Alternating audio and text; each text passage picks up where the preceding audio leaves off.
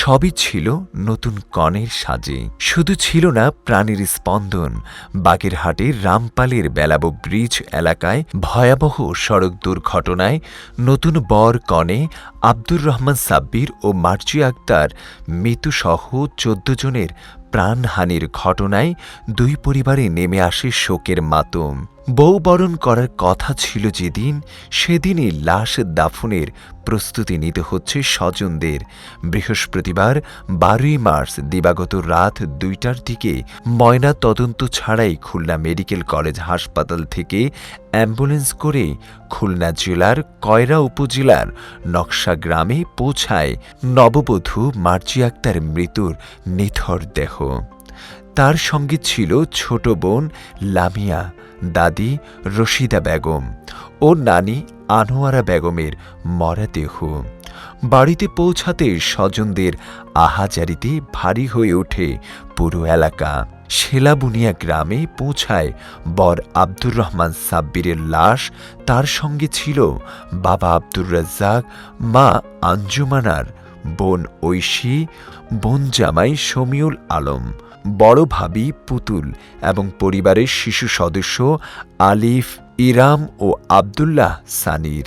নিথর দেহ দুর্ঘটনায় নিহত মাইক্রোবাস চালক নাইম শেখের মরদেহ গভীর রাতে তার নিজ এলাকায় পৌঁছানো হয়।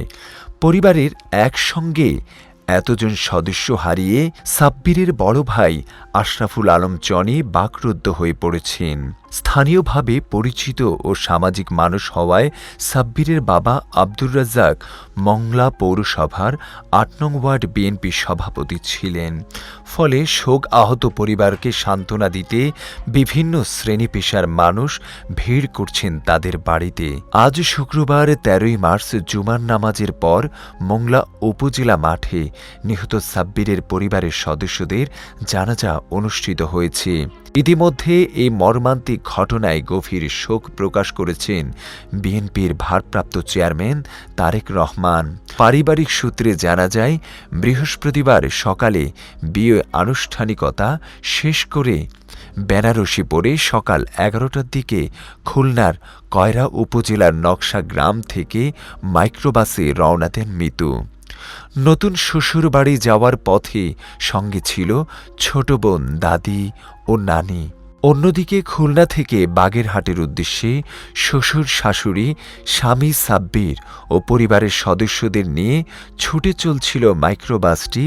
মংলার কাছাকাছি পৌঁছানোর পর রামপাল উপজেলার বেলাই ব্রিজ এলাকায় বৃষ্টির মধ্যে নিয়ন্ত্রণ হারিয়ে নৌবাহিনীর স্টাফবাহী বাসের সঙ্গে মুখোমুখি সংঘর্ষ হয়।